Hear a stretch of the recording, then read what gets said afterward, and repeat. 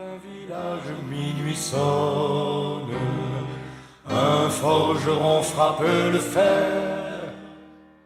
Radio Libre en Périgord. Lundi, 11h30. En direct, la chronique du groupe Fred Zeller, présentée par Jean-Louis. Et sa main velue s'accompagne d'une chanson. Auditrices, auditeurs, amis, citoyens, camarades, bonjour. Le studio de Radio Libre en Périgord étant fermé ce lundi 9 juin, cette chronique du groupe Fred Zeller a été enregistrée vendredi 6. J'ai déjà eu l'occasion dans cette chronique d'évoquer les cahiers de l'Observatoire économique et social de la libre pensée. Le numéro 10 de cette publication, qui est accessible gratuitement sur le site de la Fédération nationale de la libre pensée, donc ce numéro 10, daté de juin 2025, vient de paraître. Je voudrais vous en faire la présentation telle que Christian Echen l'a fait dans ce qu'il sert d'éditorial de ce numéro de l'Observatoire social. Pourquoi faire payer les riches quand les pauvres sont si nombreux? Incontestablement, nous sommes dans une situation de marche à la guerre, même si, heureusement, rien n'est encore écrit ni inéluctable. Mais il faut être rationnel. La mise en œuvre d'une économie de guerre pour tenter de résoudre les contradictions du capitalisme et de l'impérialisme peut déboucher sur la guerre, comme sur un sursaut des peuples qui refusent cette marche à la barbarie. Socialisme ou barbarie, la formule de Rosa Luxembourg est toujours aussi prégnante. La résistance ne peut que se manifester avec de plus en plus de force contre la volonté de saigner à blanc les travailleurs et les peuples pour financer la marche à la guerre. Tout doit être détruit, acquis sociaux, services publics, libertés démocratiques, etc., pour financer la guerre pour le plus grand profit des capitalistes. Jamais la formule du libéralisme économique, pourquoi faire payer les riches quand les pauvres sont si nombreux, n'aura été aussi vraie et aussi celle qui prédit que tant va la cruche à l'eau qu'à la fin elle se casse. De ce fait, la période est à la clarification pour l'action sur tous les plans, sur celui de la laïcité, chère au cœur des libres penseurs, puisqu'elle est leur grande œuvre, à travers notamment, mais pas exclusivement, les lois laïques de 1881, 1882, 1884, 1886 et parachevées par la loi du 9 décembre 1905 de séparation des églises et de l'État, son 120e anniversaire, le montrera clairement. Loi de séparation de 1905 ou loi séparatisme de 2021. Il faudra choisir entre la liberté et la répression raciste, entre la liberté de conscience et l'idéologie d'État. Le meeting national et international du 6 décembre prochain au gymnase Japy sera un élément de cette clarification fondamentale. Le conclave se rebiffe. Vous connaissez tous les films quasi éponymes qui montrent comment un enfouré de truands se retourne en son contraire. C'est ce qui est en train de se passer, comme le montre la manœuvre de bas étage du gouvernement Macron-Bayrou sur le conclave et de la réforme des retraites, est en train de tourner en son contraire par le départ ulcéré et en fanfare de la CGT-FO et de la CGT. Même une partie du patronat claque la porte. Tout va partir en quenouille et cela entraînera une clarification d'où émergera une action encore plus forte. Comme pour la laïcité, une barricade n'a que deux côtés, et on commence à percevoir nettement qui sera où dans la gigantesque bataille qui s'annonce et dont les éléments constitutifs s'amoncellent au fur et à mesure. Grève, manifestation, front de refus qui s'élargissent sans cesse, jonction de plus en plus importante du mouvement ouvrier organisé avec les associations d'immigrés, de quartiers, de sans-papiers et de nombreux comités pour que justice soit rendue après les nombreuses exactions de répression, assassinats et exécutions commis par les forces de l'ordre, toutes entières au service du capital et de la réaction raciste la plus noire. Là aussi, le meeting de Japy sera un élément de cette jonction, car la conscience que nous sommes dans un sort commun va devenir de plus en plus prégnante et que la solution, qui ne peut être que collective, deviendrait une puissante évidence. La révolution prolétarienne. La force de l'histoire, c'est l'histoire elle-même. Elle se rappelle au souvenir de chacun, et parler d'histoire, c'est aussi faire l'histoire. La libre pensée étant aussi, en plus de son action en défense de la laïcité, une association d'éducation populaire. Vous trouverez dans ce cahier deux études. L'une à l'occasion des 100 ans de la revue La Révolution prolétarienne, que par une faute de frappe involontaire sur mon clavier, j'avais appelé naguère longtemps la révolution prométharienne. Il y a des lapsus involontaires révélateurs, celui-là, je le garde. La deuxième étude porte sur l'UTCL et les communistes libertaires, qui fut et est encore un courant important dans le mouvement anarchiste. Nous publierons dans le prochain cahier trois études, une sur la CGT dans les années 50, une autre sur la manifestation Ridgway du 28 mai 1952 qui eut des conséquences importantes pour la CGT et le PCF, et enfin une autre sur ce que l'on a appelé l'affaire des fuites. Oui, dans les cahiers suivants, nous publierons au moins une étude sur la naissance de forces ouvrières autour de Robert Bottreau. D'autres sujets sont aussi en cours pour les numéros suivants. Nous publions aussi dans ce numéro d'autres informations et articles qui pourraient vous intéresser et qui montrent la diversité, mais aussi la convergence de nos réflexions et actions. Notre revue est ouverte à celles et ceux qui partagent nos centres d'intérêt. N'hésitez pas à nous envoyer des contributions pour une éventuelle publication. Bonne lecture, Christian Echenne. Et donc, je voudrais maintenant vous donner connaissance de l'un des articles de cette publication, l'Observatoire social de la libre pensée, une étude après le discours de politique générale de François Bayrou. Derrière l'enfumage, le danger corporatiste se précise. C'est quasiment une homélie inspirée par l'Église catholique, y compris dans les mots même comme conclave. C'est même à la limite de la caricature. Bayrou de Secours commence par battre sa coulpe, dans la plus grande tradition du dolorisme. Citation, sur ces bancs, même parmi ceux qui sont violemment hostiles à ce que nous pensons, pas un ne trouve notre position enviable. 84% des Français, paraît-il, jugent que le gouvernement ne passera pas l'année. Et il m'arrive même de me demander où les 16% restants trouvent la source de leur optimisme. Après la flagellation, l'union sacrée au nom de tous les Français, car quand tout va bien, on s'endort sur ses lauriers, quand tout va mal, on est contraint au courage. Il y a un deuxième atout décisif, c'est le besoin, l'exigence, l'injonction que le pays nous assigne, retrouver la stabilité. Où le pays, que les Français en ont besoin. Ils comprennent bien que nous ne sommes pas d'accord sur tout, mais ils nous enjoignent, je le crois, de joindre nos forces pour forcer les issues. C'est le discours classique. Tout le monde est responsable. Tout le monde est coupable. Création, les sujets d'inquiétude sont innombrables. Il en est un toutefois qui émerge avec une force criante, le surendettement de notre pays. Quelles incertitudes et difficultés cette situation suscite. Depuis la guerre, la France n'a jamais dans son histoire été aussi endettée qu'elle l'est aujourd'hui. Fin de citation. C'est donc la faute des Français et des gouvernements qui ont voulu les aider dans leurs misères diverses. Et sans le dire, tout en le disant quand même un peu, c'est la reprise de la litote macroniste, le budget social coûte un pognon de dingue. Qui est visé? Sinon les travailleurs, les chômeurs, les pauvres et les immigrés qui coûtent tant et rapportent si peu, entre guillemets. Sous le misérabilisme condescendant, on retrouve le terreau et le fumier de l'extrême droite. Le passage honteux sur les dangers de l'immigration n'est qu'un appel au secours à l'extrême droite et à la chouannerie de Retailleau et de Villiers. L'annonce de la remise en cause du droit du sol à Mayotte va dans le même sens, surtout mis en œuvre par Manuel Valls. Aucune ignominie raciste et xylophobe n'arrête. Sous l'évocation des Gilets jaunes et l'immense peur que cela a suscité pour la Macronie, la seule solution du pouvoir est d'en appeler au mouvement syndical pour qu'il lui serve de béquille. Citation, j'ai confiance dans les partenaires sociaux, je crois qu'ils ont entre les mains une part décisive de l'avenir national. C'est aussi cela, la nouvelle méthode démocratique, en finir avec les injonctions du haut vers le bas, redonner place à la vie démocratique avec les citoyens, les élus, tous les corps intermédiaires qui constituent la nation française. Fin de citation.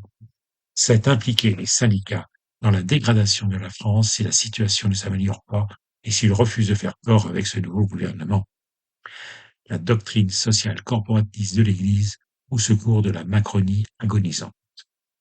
Les corps intermédiaires, entre guillemets, sont tout droit sortis de la doctrine sociale de l'Église qui a aussi inventé le principe de subsidiarité.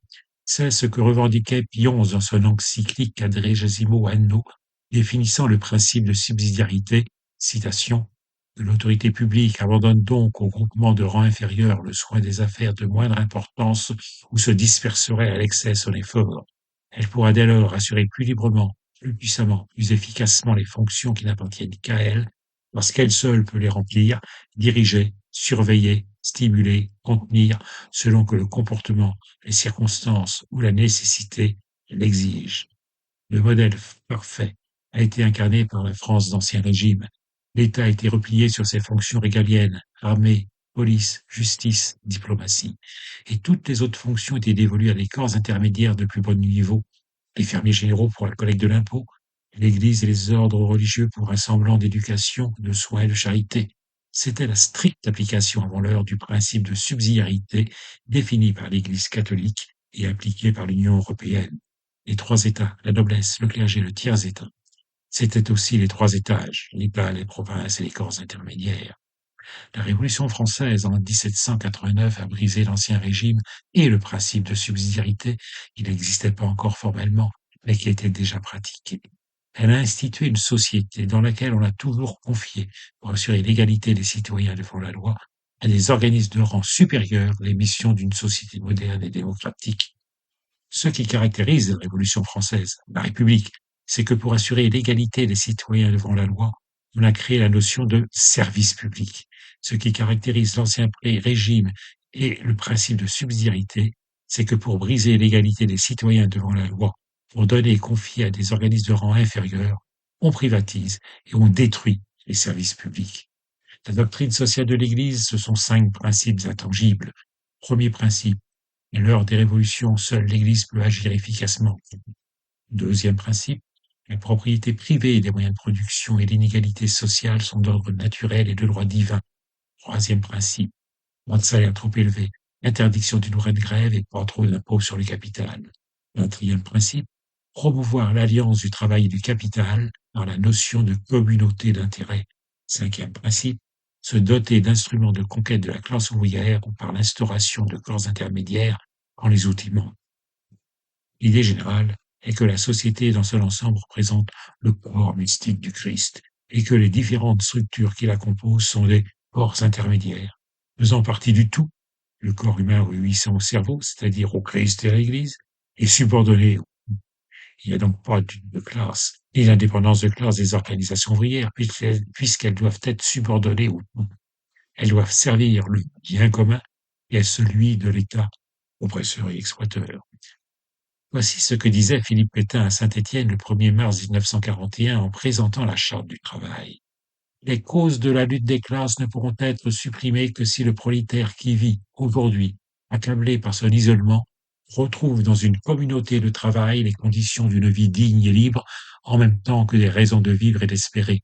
Cette communauté, c'est l'entreprise. Sa transformation peut, seule, fournir la base de la profession organisée, qui est elle-même une communauté de communautés.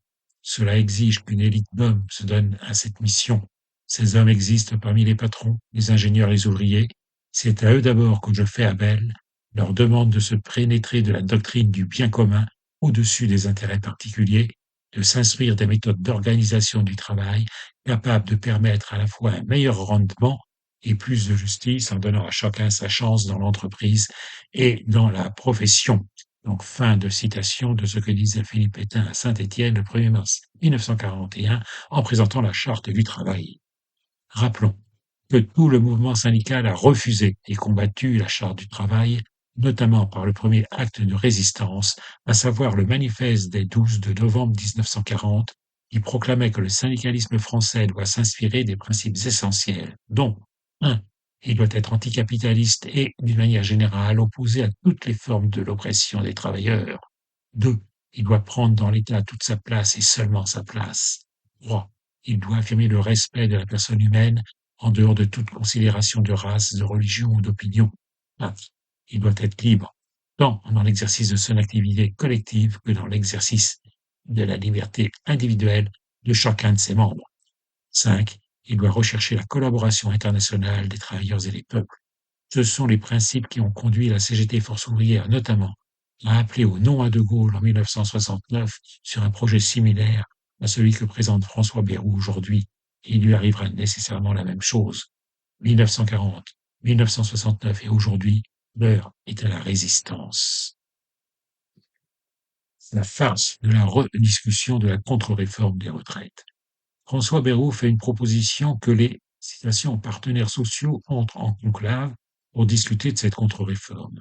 Plusieurs des partenaires sociaux ont indiqué qu'ils avaient identifié des pistes pour que la réforme soit socialement plus juste et cependant équilibrée. Elle mérite toutes d'être explorée et toutes les questions doivent pouvoir être posées. Chacun des partenaires sociaux aura le droit de faire inscrire à l'ordre du jour de ces discussions et négociations les questions qui le préoccupent. Rien n'est fermé. Une délégation permanente sera donc créée. Je la réunirai dès vendredi.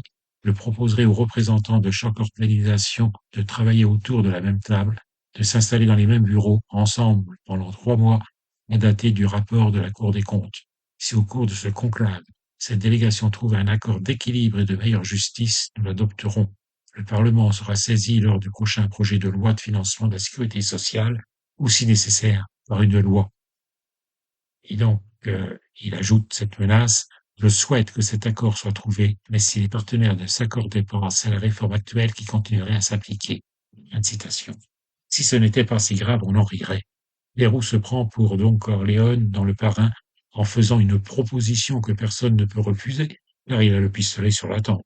Qui va accepter cela? Et il se prend pour qui? Et quels moyens a-t-il pour imposer cela? Le pouvoir est discrédité de partout et au fond du trou. Il ne peut donc compter que sur l'aide de ceux qui confondent compromis et compromission pour une telle trahison des intérêts des travailleurs. Pourquoi faire payer les riches quand les pauvres sont si nombreux? Le vieil adage du libéralisme sauvage, du capitalisme du XIXe siècle est toujours d'actualité. La rhétorique macrono-bérouiste est clairement indiquée. Il nous faut repenser tous nos budgets à partir non pas du prolongement de ce qui se faisait l'année précédente, augmenté d'un pourcentage d'inflation, mais de ce qu'exige le service ou l'action à conduire. Ces budgets redéfinis, repensés, je demanderai à tous les ministres de les préparer dès le printemps. C'est un effort dont personne ne pourra s'exclure, chacun à sa manière dans l'exercice quotidien de ses missions. Enfin, tout le monde doit faire un effort, ou presque. Il existe chez nous un vieux réflexe: cibler les entreprises et plus spécialement les entreprises françaises, et en particulier celles qui réussissent le mieux à l'exportation. Ma conviction est que nos entreprises, nous devons leur faciliter la tâche dans les conditions fixées par la démocratie sociale. Elles doivent être prémunies contre les augmentations exponentielles d'impôts et de charges. Mais aussi, je l'ai dit le jour de ma prise de fonction, donc François Bayrou qui dit ça, nous avons maintenant devant nous une grande œuvre de réconciliation, réconcilier les Français entre eux, réconcilier les Français avec l'État et leurs élus, réconcilier les Français avec les entreprises.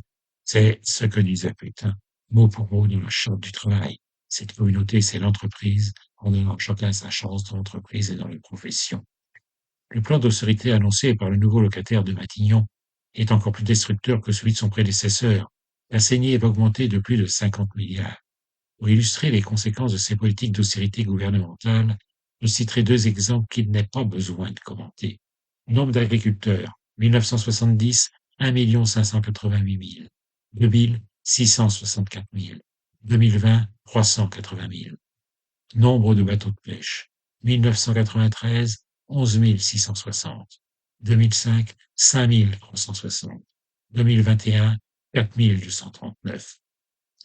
La guerre en toile de fond comme perspective d'écrasement de la démocratie. L'hommage à l'armée française, dont les budgets vont augmenter considérablement à la demande des États-Unis, pour déboucher sur une économie de guerre comme seul moteur de relancement des profits capitalistes, s'est accompagné de références tout à fait explicites. Un philosophe qui siégea sur ces bancs, Marc Sangnier, a défini la démocratie comme l'organisation sociale qui porte à son plus haut niveau la conscience et la responsabilité du citoyen. Or, il n'y a pas de citoyens conscients et responsables si on ne partage pas avec eux les vérités les plus fondées, même les plus brutales. Comme l'écrivait Charles Péguy, il faut dire la vérité, toute la vérité, rien que la vérité, dire bêtement la vérité bête, ennuyeusement la vérité ennuyeuse et tristement la vérité triste. Rappelons que c'est Marc Sangnier, Pieffé Calotin, qui a fondé la revue Esprit, dans laquelle Emmanuel Macron a collaboré dans tous les sens du terme, qui a armé philosophiquement et religieusement le bras de l'assassin de Jean Jaurès pour ouvrir la voie à la Première Guerre mondiale. Quant à Charles Péguy, il encensait la guerre, l'esprit de caserne, l'uniforme, au point que sa célèbre expression sur les hussards noirs à propos des instituteurs n'est en rien un hommage à l'émancipation humaine et à l'instruction qui élève, mais elle manifeste sa conception militaire de l'enseignement. J'ai indiqué dans un article de La Raison ce que je pensais de lui. Il glorifiait la guerre et l'union sacrée. Heureux ceux qui sont morts dans une juste guerre, heureux les épis mûrs et les blés moissonnés. proclamait-il. Lieutenant de réserve, il part en campagne dès la mobilisation en août 1914 dans la 19e compagnie du 276 régiment d'infanterie. Il meurt le 5 septembre en Goële près de Meaux, lieu essentiel des combats de la bataille de l'Ourcq à la veille de la première bataille de la Marne, tué d'une balle au front alors qu'il exhortait sa compagnie à ne pas céder d'un pouce de terre française à l'ennemi. Péguy avait dit aussi que l'homme n'est jamais libre au régiment, hors des servitudes civiles, hors des émoussements civils, sensible aux bons procédés, sensible aux mauvais, sensible aux mots courtois, sensible à l'injure, suivant jusqu'à la mort le chef ami, le chef aimé, le chef courtois, haïssant à mort le chef discourtois, le chef injurieux, tel est le français, tel est le peuple, tel nous sommes. En résumé, donc c'est la citation de Péguy, en résumé, il a vécu comme un réactionnaire et il est mort comme un con. Au moins, nous connaissons en lui une certaine continuité. Avec la loi de programmation militaire de 413 milliards, le service national universel, les classes de défense, le port de l'uniforme à l'école, les hommages à Sangnier et à Péguy, c'est tout un conditionnement qui est mis en œuvre pour la marche à la guerre. Bayrou a beaucoup cité et récité. Il a aussi nommé Pierre Mendès France. Il aurait pu citer que ce que celui-ci disait dans son témoignage dans le chagrin et la pitié de Marcel Ophuls sur l'occupation nazie à Clermont-Ferrand. Il y a deux choses résiduelles en France qui montent, qui descendent, qui stagnent, mais qui ne disparaissent jamais, l'anglophobie et l'antisémitisme. Mais cela aurait été contraire à l'ignoble chasse aux sorcières menée par des ignorants incultes contre Jean-Luc Mélenchon. Bayrou, c'est le courage fuyant. Il a cité aussi Simone Veil et son premier besoin de l'homme. Bayrou se vante toujours d'en avoir une. Elle ne doit pas être bien grande pour un tel silence complice avec les sycophants, parce que lui, il sait que l'accusation portée contre elle et fille est profondément mensongère. Une politique d'alignement complet sur les États-Unis. Voici l'avenir que trace Beyrouth Secours. En faisant l'éloge d'un monde multipolaire, la Chine tisse le réseau de sa domination économique, technologique, diplomatique et militaire. L'excédent commercial chinois vient de franchir le cap, écoutez bien, des 1000 milliards de dollars. C'est une stratégie programmée depuis 10 ans qui vise purement et simplement à remplacer notre industrie.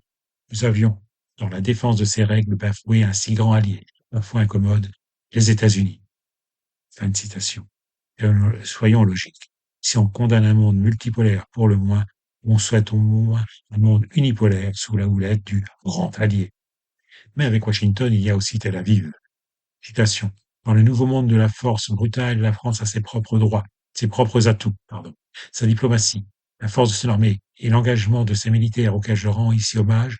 Ils nous protègent collectivement. C'est d'ailleurs pour moi l'occasion d'évoquer le sort de nos otages retenus par le Hamas, ainsi que celui de tous nos otages dont nous demandons la libération. Fin de citation. C'est la première fois qu'un gouvernement français parle d'otages français, du Hamas, se rendant ainsi complice du génocide contre le peuple palestinien, car c'est bien de cela qu'il s'agit. Or, il n'y a pas d'otages français du Hamas. Il y a des otages du Hamas parce qu'ils sont israéliens et non pas français. Nous sommes par principe contre les prises d'otages. Cela ne se discute même pas. Mais pourquoi parler de ceux du Hamas et pas des otages français ailleurs, comme par exemple en Iran? Les mots ont un sens et les mots de Beyrouth sont des partis pris honteux et scandaleux. Autre alignement complet, l'apologie de l'intelligence artificielle à mettre en œuvre partout dans le public comme dans le privé. Mais qui possède les outils pour cela, sinon les États-Unis? Qui peut faire croire que Donald Trump va jouer les partenaires gentils dans cela quand on voit ses prétentions sur une partie du monde? C'est se moquer du monde que de jouer de la mandoline sur la France et l'Union européenne. Cela sera la mainmise des USA sur tous les process qui débouchera sur une dépendance, une servitude et une alignation encore plus grande. Quand la répression ne suffit plus, on achète. Le passage du discours de politique générale a été peu cité, mais il est essentiel pour comprendre. Citation. Je crois à la laïcité en matière religieuse comme en politique. Laïcité, dont la racine grecque veut dire faire un seul peuple. Faire un seul peuple, c'est reconnaître que le pluralisme est légitime. Je souhaite proposer les partis politiques comme les syndicats puissent être reconnus comme des mouvements d'utilité publique. Parler de pluralisme, tout en promotionnant un seul peuple. Cela rappelle des temps où le totalitarisme voulait mettre en œuvre une idéologie d'État qui s'imposait à tous. C'est d'ailleurs ce que cherche la loi séparatiste du 21 août 2021 au nom de pseudo-valeurs de la République. Mais faire des associations et des syndicats des partenaires sociaux reconnus d'utilité publique, c'est aller bien au-delà de la possibilité de recevoir des subventions. Voici la définition tirée du site du ministère de la Jeunesse, des Sports et de la vie associative. La reconnaissance de l'utilité publique permet notamment aux associations ou fondations qui en bénéficient de recevoir des donations et des legs et de s'assurer ainsi d'une certaine pérennité. Pour être reconnue d'utilité publique, l'association ou la fondation doit œuvrer dans l'intérêt général. Fin de citation. Est-ce le rôle d'une association, celui d'un syndicat, de servir l'intérêt général, ou bien de servir l'intérêt de ses adhérents et des travailleurs pour les syndicats, l'intérêt général, ou le bien commun pour l'Église catholique, ni les intérêts particuliers et le conflit de classe aux intérêts différents? Reconnaître les syndicats ouvriers d'utilité publique, c'est les acheter pour leur faire changer de nature et en faire des corps intermédiaires de l'État. Le tout écrit plus avant. Il s'agit bien d'un projet totalement corporatiste que propose François Bayrou. Petit retour sur l'histoire. À la fin du Second Empire, Napoléon III était dans une situation comparable à Emmanuel Macron, détesté et contesté par toute la société après un plébiscite gagné par Scaramouche. Il allait être à terre 4 mois plus tard. Il eut donc l'idée, pour gagner ses faveurs et tenter de durer encore un peu, de proposer à l'obédience maçonnique dite Grand Orient de France de devenir reconnue d'utilité publique, avec tous les avantages liés à cela. Au sein de la direction du GODF, il n'y eut qu'une voix contre. L'écrasante majorité avait la faiblesse de la chair pour les liquidités et les décorations. Alors le seul opposant eut l'idée de lire à haute voix la fable Le loup et le chien de Jean de La Fontaine, qui raconte qu'un loup affamé rencontre un chien dodu et bien gras et lui demande comment il fait. Le chien répond qu'il n'a rien à faire que d'obéir à son maître. Le loup est tenté, mais il aperçoit une blessure au cou du chien. Il lui demande d'où cela vient, et le chien lui répond que c'est son collier qui l'attache, qui le blesse. Tâchez, dit le loup, vous ne courez donc pas, où vous voulez? Pour toujours, mais qu'importe, il importe si bien que de tous vos repas, je ne veux en aucune sorte, et ne voudrais même pas, à ce prix, un trésor. Cela dit, Maître Loup s'enfuit et court encore. Moralité, il vaut mieux être pauvre et libre que riche et attaché. Le Conseil de l'Ordre du Grand Orient de France décida alors à l'unanimité de refuser d'être reconnu d'utilité publique pour rester libre. Et 4 mois plus tard, Badinguet gisait à terre et prenait la route de l'exil en Angleterre, où il mourut méprisé de tous. Quelques mois plus tard, les prolétaires montaient à l'assaut du ciel, citation de Karl Marx, en proclamant la Commune de Paris. Une autre histoire, la nôtre, commençait alors. Christian Echel. Donc, je voudrais profiter des dernières minutes qui restent à cette chronique pour rappeler les prochains rendez-vous que vous propose le groupe Fred Zeller de la Libre Pensée d'Ordogne. Tout d'abord, le samedi 14 juin à 15 heures, dans la localité de Saint-Aquilin, qui est donc toute proche de Saint-Astier. Salle Orchidée, qui est située sous la salle des fêtes donc de Saint-Aquilin. La Libre Pensée, le groupe Fred Zeller, organise une réunion publique, débat sur la question: qu'est-ce que la libre pensée? Laïcité de l'école, laïcité de l'État. Et venez nombreux à cette réunion, nous allons y aborder tous ces sujets et en débattre librement. Et puis le deuxième rendez-vous, c'est un peu plus tard au mois de juin, c'est le 26 juin à 18 heures à la Filature de Lille, salle de danse numéro 1, si je me souviens bien, où là, le débat proposé est sur un autre thème, le capitalisme et la guerre. Vous retrouverez toutes ces informations sur le site du groupe Fred Zeller de la Libre Pensée d'Ordogne, lpdordogne.fr. Je vous donne donc rendez-vous maintenant pour une prochaine chronique du groupe Fred Zeller, le lundi 18 juin. Donc, bonne semaine. Au revoir. En forgeant un soc de charrue. C'était la chronique du groupe Fred Zeller de la Libre Pensée de Dordogne. Vous pourrez réécouter cette chronique en rediffusion jeudi de 16h à 16h30 ou samedi de 17h30 à 18h. Vous pouvez également écouter cette chronique en podcast sur le site de Radio Libre en Périgord et vous pouvez également retrouver sur le site du groupe Fred Zeller, lpdordogne.fr, toutes les chroniques du groupe Fred Zeller sur Radio Libre en Périgord. Nous vous donnons rendez-vous pour une prochaine chronique la semaine prochaine, dès lundi 11h30. Qui la couvre, elle tient lève